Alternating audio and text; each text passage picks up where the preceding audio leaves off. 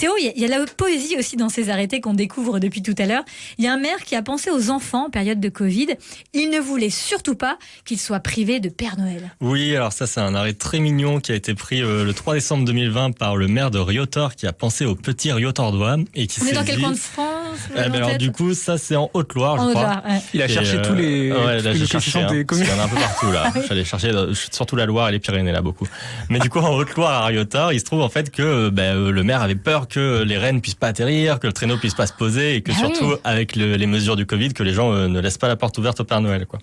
Et donc il a pris cet arrêté. Alors déjà c'est une gageure parce qu'il a autorisé la présence exceptionnelle des rennes et il a cité donc le nom des rennes, donc tornade, danseuse, fringant, furie, comète, cupidon, tonnerre et éclair. Authentification des puces électroniques, bien sûr, des cervidés. Il a pas cité Rodolphe ? Alors écoute, je le vois pas écrit, donc encore un oubli. On peut faire un amendement, un arrêté. Il peut le rectifier et le présenter au concours. Il a quand même limité le nombre de lutins à 6 lutins, qui doivent évidemment être masqués, puisque la poudre de perlimpinpin n'immunise pas. Et donc je n'invente pas, tout est écrit dans les 5 articles de cet arrêté. C'est adorable. Et dans quelle ville les Pokémon sont-ils interdits ? Oui, alors ça aussi c'était une mesure de grande ampleur pour lutter contre la multinationale The Pokémon Company. Alors ça, je crois que c'est à Bressolles, dans l'Ain, à côté de Lyon, quoi. Et donc, effectivement, à cet endroit-là, le maire a interdit aux jeunes Bressolans de se déployer avec les téléphones pour chercher les Pokémon.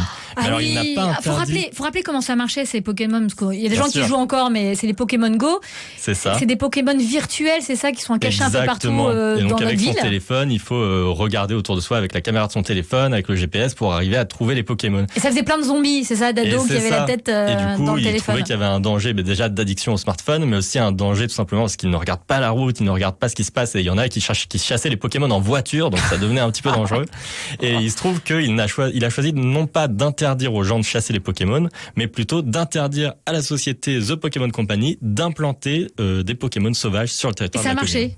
Et alors l'histoire ne dit pas si ça a marché, mais c'est plausible, si la Pokémon Company a reçu l'avis, qu'elle ait décidé effectivement doter la commune de son parc. Incroyable. Minute Papillon sur France Bleu, Sidonie Bonnec.